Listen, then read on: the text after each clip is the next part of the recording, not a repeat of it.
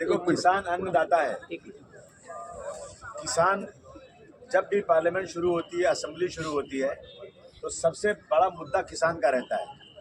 जो भी सरकार आती है ना, जब सत्ता में नहीं होती है, वो पार्टी बहुत किसानों के लिए बातें करती है, और जैसे सत्ता में आते हैं ना, तो उनके सत्ता में आने के बाद भी किसानों की आत्महत्या बढ़ती जा रही है।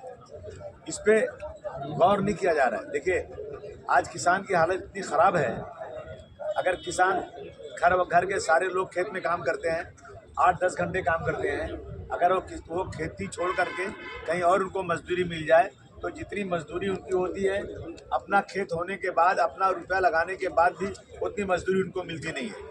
और मैं देख रहा हूँ कि दूसरे मुल्कों में, अमेरिका में, यूएसए वगैरह में जो किसानों को सहूलत दी गई है, जितना उनको सब्सिडी मिलती है, हमारे यहाँ वो सब्सिडी भी नहीं मिलती है। मैं समझता हूँ कि किसानों का फंड जो है, रिलीफ फंड अलग से होना चाहिए, और किसानों के बारे में सरकार को बहुत सीरियसली लेना चाहिए।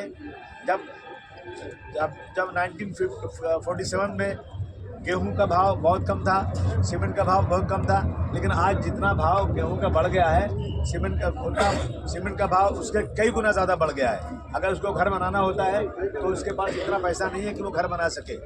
दिन रात काम करते खेत में। मैं समझता हूँ कि किसानों के बारे में सरकार बिल्कुल सिर्फ ज़बानी बात करती है, सरकार उसके बारे में बिल्कुल से सीरियस नहीं है। आज बड़े बड़े शहरों में रहने वाले लोग, बड़ी बड़ी बिल्डिंगों में रहने वाले लोग, अगर वो सोचें, अगर एक किसान अनाज पैदा करके नहीं देगा तो भूखे मर जाएंगे लोग। लेकिन इसके बारे में सरकार को सीरियस होना ज़रूरी है, और वही सरकार सबसे अच्छी है जो सरकार, जिस सरकार के वक्त में एक भी किसान आत्महत्या नहीं करे। और महाराष्ट्र वो जगह है, मुंबई वो जगह है जो इस देश की इकोनॉमिक कैपिटल है, लेकिन सबसे ज़्यादा महाराष्ट्र में किसान आत्महत्या कर रहा है। ये हमारे शर्म की बात है।